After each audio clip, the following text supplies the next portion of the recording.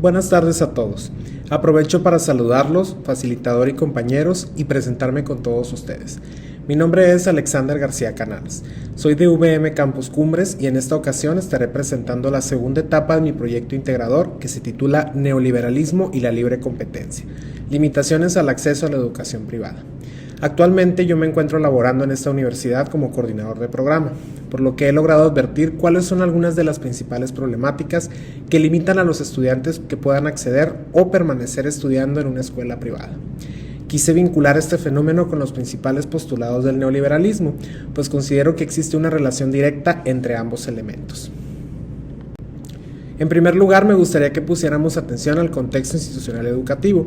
ya que necesitamos conocer un poco de los principales antecedentes de la educación privada de nuestro país. Como bien sabemos, nuestra Constitución establece cómo debe impartirse la educación en todas las entidades federativas de la República, trayendo especial atención a las últimas reformas del artículo 3º, en donde se menciona que debe impartirse con un enfoque humanista y brindando acceso a las tecnologías de la información. Esto contribuye a que la educación en México corresponda para la formación de los estudiantes y que logren competir a niveles internacionales, ya que al formar parte de una sociedad globalizada no podemos impedir que los estándares nacionales queden por debajo de lo que otras grandes potencias mundiales están logrando en materia de trabajo, desarrollo e innovación. Es bien sabido que la educación pública nacional presenta muchas áreas de oportunidad que muchos pudiésemos denominar como carencias, debido a que, al existir una falta considerable de recursos, no cuentan con la infraestructura necesaria para complementar el aprendizaje del estudiante en otros ámbitos al 100%, por lo que resulta difícil que la mayoría de la población logre formar un capital humano sobresaliente a la hora de enfrentarse a los retos del campo laboral. En ese sentido, las escuelas privadas proveen a los alumnos de un valor agregado importante, como lo son una serie de competencias y habilidades adicionales como el manejo y dominio de una segunda o tercera lengua extranjera, mayor acceso a habilidades deportivas, artísticas, tecnológicas y una educación cívica y de valores que en muchos casos se llega a complementar con una formación religiosa. Por este motivo llegamos a considerar que la educación privada para los mexicanos es una fuerte alternativa para lograr aquellos requisitos necesarios para competir con sus contrapartes internacionales. Se estarán preguntando cuál es la relación entre el neoliberalismo y las instituciones privadas. Los principales postulados del neoliberalismo establecen que el desarrollo del individuo se tiene que realizar de una forma individual, enfocada en una liberación del comercio en donde podamos posicionarnos dentro del mercado y competir con el resto de los individuos para impulsar nuestras ganancias. En ese sentido, podemos afirmar que las instituciones privadas en México, además de ser centros educativos especializados, son un negocio para aquellos que continúan invirtiendo en ellas, por lo que no solo complementan una formación integral en los estudiantes, sino que permiten, como toda empresa, la generación de nuevas oportunidades de empleo, atracción de inversiones nacionales y extranjeras y, finalmente, la circulación de capital dentro de nuestro país. Además de esto, le sumamos los criterios que ya habíamos mencionado previamente. En un mundo globalizado tenemos que formarnos a través de diferentes competencias o habilidades que se traducen en un capital humano, una serie de conocimientos, técnicas o aprendizajes especializados que nos van a servir para, como profesionistas, poder especializarnos en una labor y competir a nivel internacional con nuestros semejantes. ¿Cuál es la condición de la educación privada en México? En nuestro país, la educación privada es una de las mejores alternativas para poder construir un capital humano de calidad, ya que no solo nos dotan de las habilidades básicas como es la aritmética o la lectura, la escritura, sino que además de eso complementan la formación del estudiante a través del uso y manejo de una segunda o tercera lengua, el acceso a nuevas y mejores tecnologías de la información, estudios multiculturales o internacionales que finalmente adaptan al estudiante que pueda competir en un mundo globalizado. Asimismo, existen muchas otras escuelas con otros diferentes enfoques como artísticos, deportivos o culturales que también complementan esta serie de valores en el estudiante. Una de las principales problemáticas es el acceso a la educación privada. En nuestro país este acceso se ve muy limitado. ¿Por qué? Estamos hablando que la mayoría de la población en México subsiste con un salario mínimo y tiene una familia numerosa. En este sentido, no nos basta para poder sustentar las necesidades básicas, mucho menos para poder aspirar a una educación privada en todos los niveles, desde el básico hasta el más especializado. Es por eso que la educación privada en México se considera un privilegio que solo pueden acceder ciertos sectores sociales o ciertas clases económicas superiores o beneficiadas y que no está disponible para la mayor parte de nuestra población.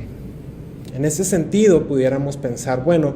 existen diferentes alternativas para poder acceder a la educación privada, como son apoyos del gobierno o las becas que las mismas instituciones otorgan. Sin embargo, estos apoyos parecen no ser suficientes. Asimismo, las becas se enfocan únicamente para una población específica que debe cumplir con ciertos requisitos académicos, deportivos o que van a finalmente contribuir directamente a los beneficios de la propia institución, por lo cual no se dirigen a un público mucho más generalizado que también puede aprovechar esas oportunidades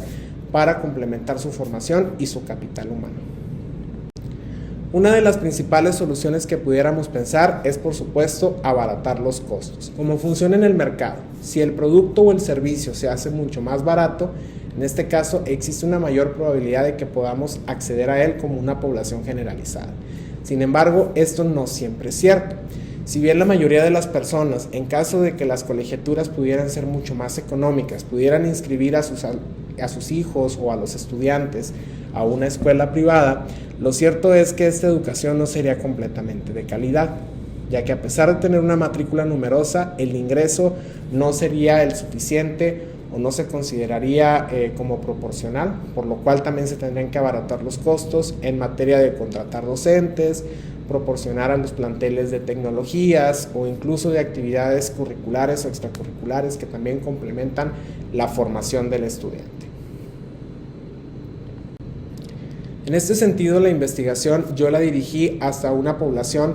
muy específica en materia de educación. En primer lugar, al Congreso de la Unión, para que se permita hacer reformas a la Ley General de Educación, la Secretaría de Educación Pública como una de las entidades fundamentales o autoridades educativas más importantes en nuestro país, las instituciones educativas de carácter privada, que finalmente son las que imparten este tipo de servicios, los docentes que se involucran en ellas, las autoridades escolares, los consejos de participación escolar y los comités escolares de administración participativa.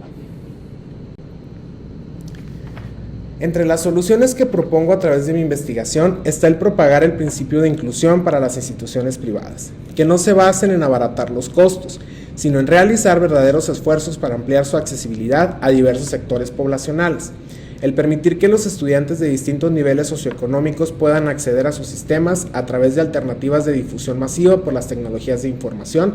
inclusión para alumnos con capacidades diferentes, reducir los filtros de acceso tanto en materia de exámenes de admisión como de elevación de cuotas estudiantiles y de materiales necesarios para que los alumnos se desarrollen dentro de las aulas. En segundo lugar, se propone que las becas académicas tengan nuevos criterios de accesibilidad, basados no solo en el mérito académico o deportivo, sino en que se puedan acceder a través de retribuciones sociales, en donde el estudiante participe activamente en su comunidad en diversos proyectos que logren marcar una verdadera diferencia. Por supuesto, no podemos obviar la necesidad de un apoyo gubernamental limitado, esto para complementar los principios del neoliberalismo que ya relacionamos anteriormente, al permitir reformas a la Ley General de Educación para regular de una manera más activa los accesos a educación privada y reconocer el derecho que tienen los estudiantes a recibir becas para complementar su formación. Finalmente, un modelo basado en competencia resulta muy productivo a la hora de construir capital humano de calidad.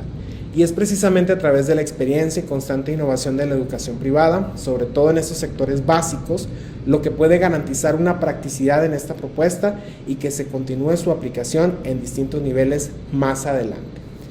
De igual manera, se propone que el acceso se haga generalizado al principio en los niveles más básicos, como puede ser el preescolar o primaria, y más adelante ir avanzando hacia los distintos niveles de formación. Por su atención, muchas gracias.